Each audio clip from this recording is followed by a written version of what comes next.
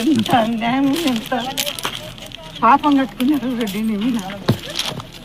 మేమెంతో బాగా బతుకుడు నువ్వు వచ్చితే మాకు కట్ల కూడా కాదమ్మా.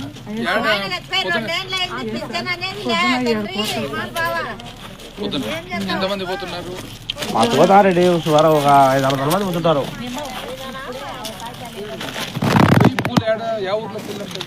పూలు పత్తి మా ఘోరమైందిలే, మా బస్సు ఆమెకు 2 ఏళ్ళు అయ్యా భర్త చనిపోయి పింఛనే లేదు. వాళ్ళ ప్రభుత్వం ఉన్నప్పుడు, ఇప్పుడు ఈ ప్రభుత్వం ఉన్నప్పుడు చనిపోతేనే ఇస్తారంట. చచ్చిపోయేది మన చేతుల్లో ఉంటే ఉంది. నువ్వు ఉన్నప్పుడు అన్ని వస్తుండే తండ్రి, అన్ని వస్తుండే. ఇప్పుడు యావి అన్ని రావడంలే, అన్ని బంద్ చేసే. అన్న తున్నాయని చెప్పరమ్మా. అమ్మఒడి రాలేదమ్మా? అమ్మఒడి ఏం రాలేదు, పిల్లలకి రాలే, అమ్మఒడి రాలేదు. బస్సులు అనే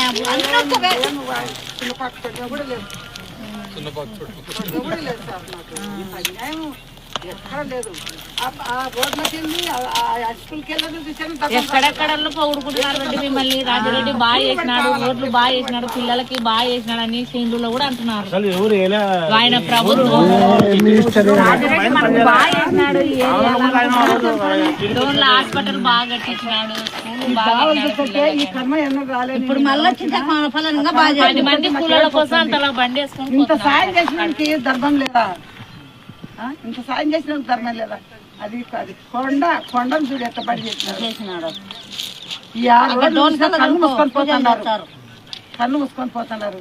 ఇప్పుడు బాగా కానొస్తుంది రే, ఇప్పుడు బాగా అనుకు తెలిసింది.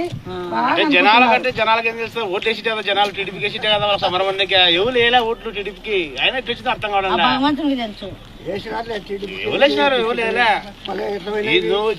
ఈ ఆంధ్రప్రదేశ్ లో మొత్తం ఈ నుంచి ఇచ్చాపురం వరకు ఎవరైనా గెలిచవచ్చు, కానీ పక్క వేయనే గెలిచినది. కానీ చేసినారు, మోసం చేసినారు. ఏం చేస్తాం సార్?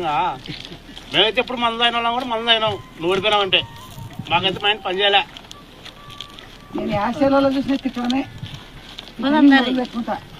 రాజారెడ్డి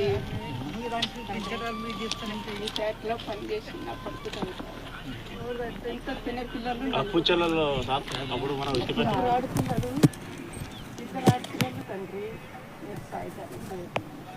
ఆ పిల్లలు మట్టుకొచ్చే